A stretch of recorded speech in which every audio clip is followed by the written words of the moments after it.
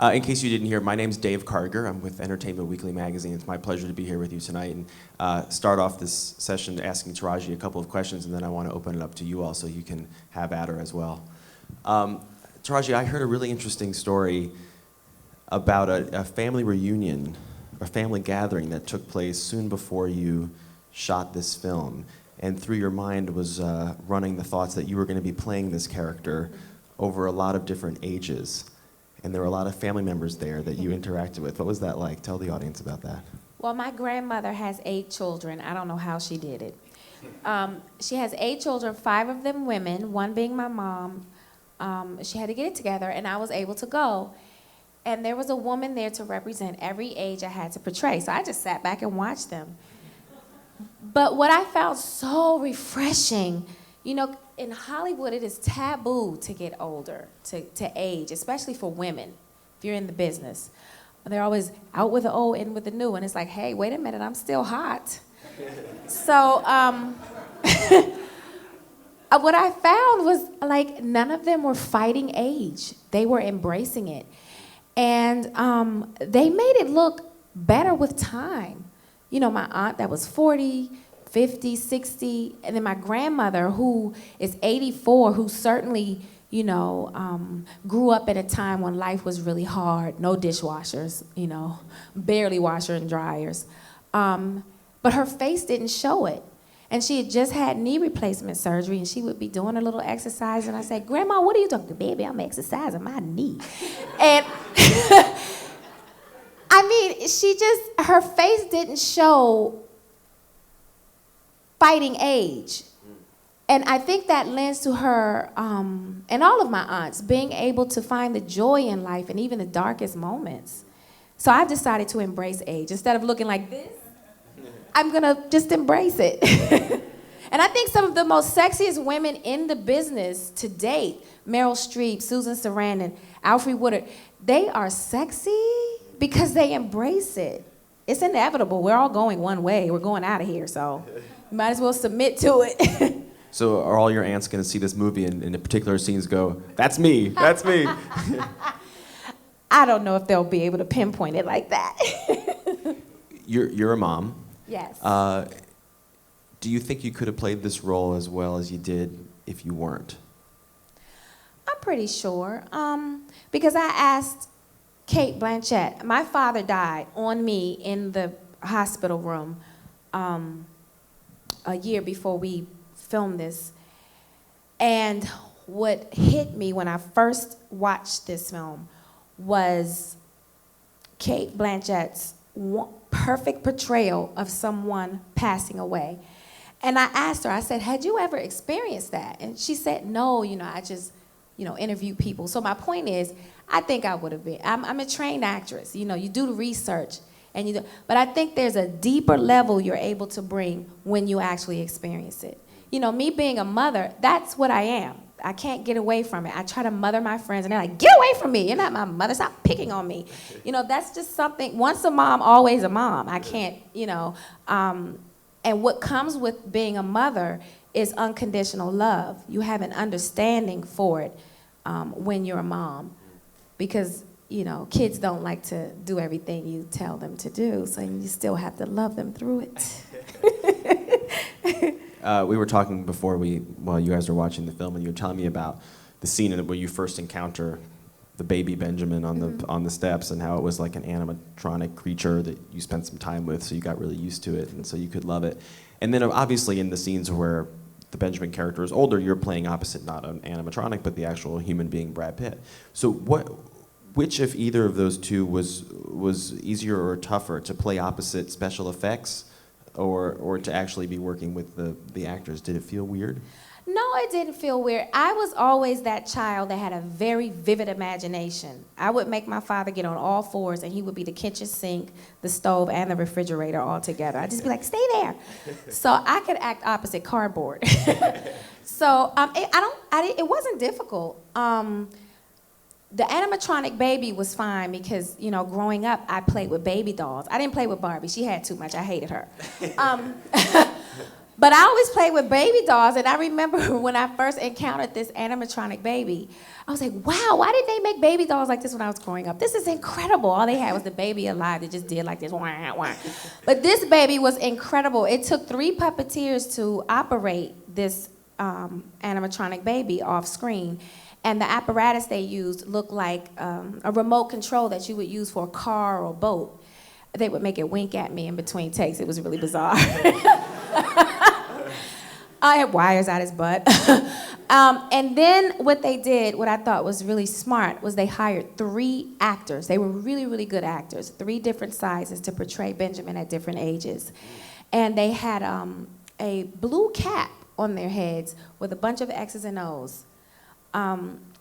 And so they had the face cut out so I could see their eyes, and they gave me incredible material to work with.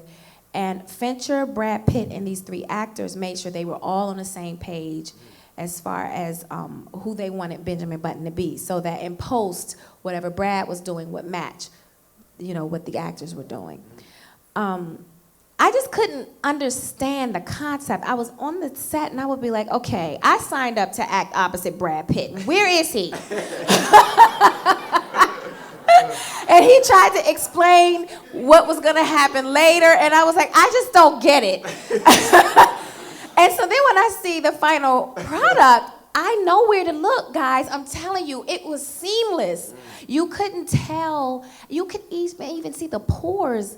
And the scene where he brings, the scene where Ben Button is in the bed and he's asking Queenie, how long do I have? And she says, you're already here longer than you should be. And then Tizzy comes and takes him upstairs, and he sits in the chair, and the camera is like over his head, and he's like looking this way. He's in the wheelchair. That was a blue sock. That was a blue sock. You see the pores in the scalp, you see the hair, even the scalp wrinkled as it's pressed up against the wheelchair. I'm like, this is incredible. It was totally seamless, and I knew where to look. I'm telling you, I don't know what in the world they did. Wow. Was it important to David Fincher, or were you at all able to film this in order, in any sort of chronology, or were you just all over the place? It's film. We're just all over the place. Of course, when we did the heavy makeup, you had to stick to that age for the day. But the next day, I might, go back to 26. So it was like all over the place. The great thing for Kate, though, and Julia Armand, is that they filmed the movie. And then Kate had to go off and do this little independent film called, what was the... I'm not there. No. The big film. I was trying to make a joke. Oh, Indiana Jones. Indiana Jones, yes. God, if I could have said it, it would have been a great joke. But anyway, she went out to do that film. And so all of the stuff in the hospital room and the aged makeup, she shot in 2 weeks. So she was able to live this full life and then, lay in that bed and think about the memory. So that was great for her, but for the rest of us, no, we were all over. We would be like, where are we today? How old am I? What do you all want to know? Question is to Taraji, of all, she's had a lot of interesting roles in her career, and this gentleman would like to know, of all of her roles, which is the closest to her as a person, and which was the biggest stretch? I would say the biggest stretch was this one, because I've played ages that I'm not yet. I mean, I'm only 19, so. And let me see, I don't know if any of them were really that close to me. I think there's a part of me in all of my characters. Of course, I have to do research to really be, but there's things in my life that I pull from each of the characters. I don't know if they're all exactly like who I am. I guess the one that I could say that was closest to maybe a chapter in my life would be Baby Boy. We've all been young and stupid and loved a bad boy before, so. Question is whether the voices in the film were digitally altered. Not anyway. My voice. I think they did a little work where they incorporated Cate Blanchett's voice to the young Daisy. But that's all I know. Maybe Brad's in the beginning. Yeah, I think it may be in the beginning, but don't quote me. I could be so wrong. Brad would kill me. I'm not sure. She asked about the ballet scene. The ballet dancing scene for Cate Blanchett. I do know that they did hire a professional dancer. I don't know if she can do 6 o'clock or not. I really don't know. But I'm not sure what places they use it, but I do know Cate Blanchett did train. Like, they had a dance coach there, and she trained. So I'm not exactly sure where. Trust me, I was looking. I can't tell.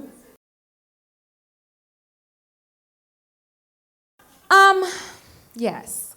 Well, it was a little intimidating at first. I was a little nervous the first day we worked together, but it was so cute. So was he. Brad, Fincher tells me, okay, the scene that we worked together on first was when he first comes back to the house after he had gone off to be a man. And he comes back. This is the first scene, the first day Brad Pitt and I are ever together on the set.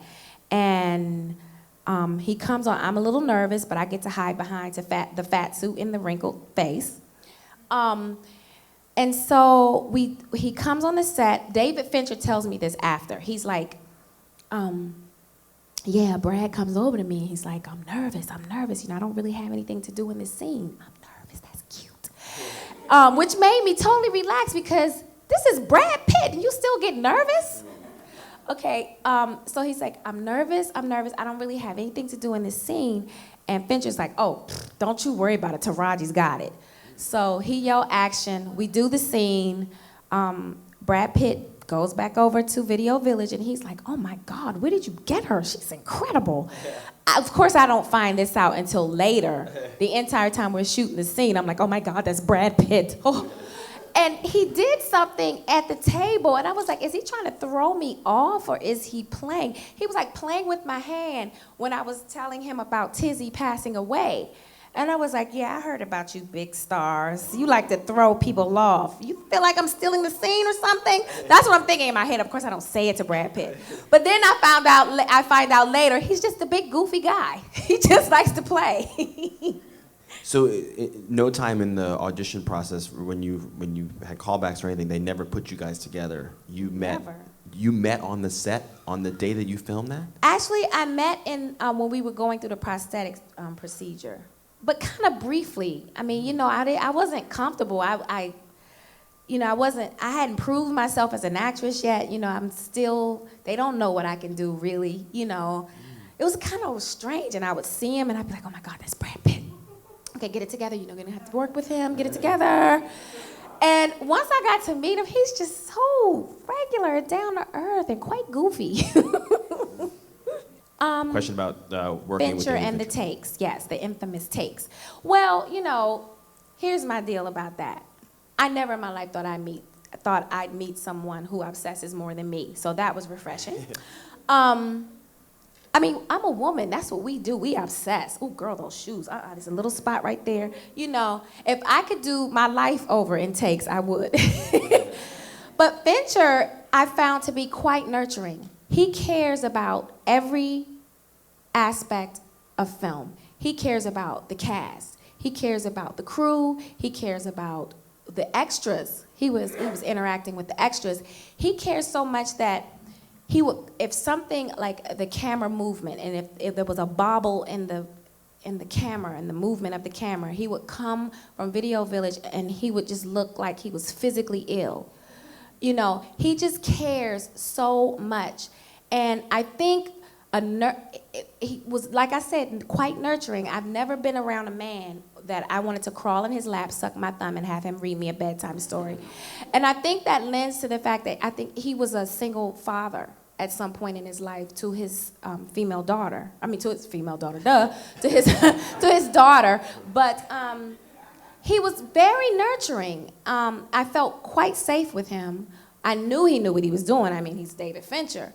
And I think a film of this magnitude should not be rushed. It cannot be rushed. There was not one moment in this film that was rushed. And I don't see how you can pull it off without that many takes. The idea of David Fincher reading you a bedtime story, it's like, there once was a serial killer far, far away. With blood splattered across the wall.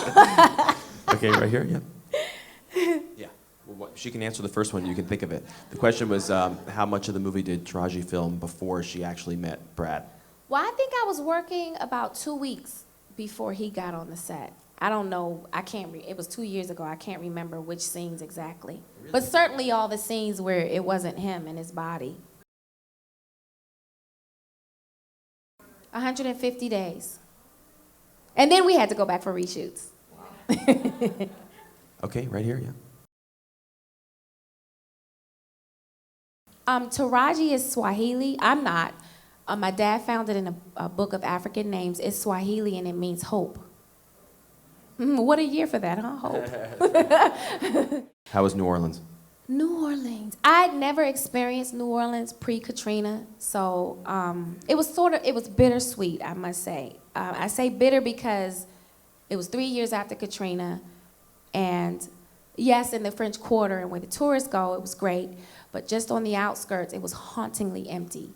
And I'm such a people person. I like to hang out with the locals, and then I started talking to a lot of people, and they were talking about how they were all walking around in a fog, like it was just still a dream. This is 3 years later. And how, the guys would be like, the days of going to catch the game, a Sunday football game, and drink a beer with my buddy is no more because either they died or they never came back. Same thing with the women. Going shopping, going to the mall with my girlfriend, she's not here anymore. The faces that I'm used to seeing around the dinner table won't ever be the same. New Orleans will never, ever be the same. But yet and still, there's a certain resilience about the city. The people that were able to come back are still able to smile through it all. Sweet because this big production comes to town. We're bringing revenue into the city, jobs for people, for the locals, hope in some sense. And we did a lot of outreach because we started Thanksgiving. We filmed through Christmas and the New Year. I personally adopted a family who lost everything twice. First to Katrina, and then she was able to come back and sort of get her life together. And there was a gas leak at the place she stayed in. The place blew up. Thank God when she and her 2 daughters weren't home. So I found her a place to live, paid her 3 months' rent, and bought them a dinner, Christmas dinner. And we did a lot of that, though. Toys for Tots, dinners for you name it, we did it. So that felt good, that we were able to make a difference to people who lost so much hope. And just to pay homage, just to incorporate Katrina in this film. I feel like this film is going to be around forever. And this is a great way to pay homage and not forget about those who lost their lives and lost everything in Katrina. This will be around forever.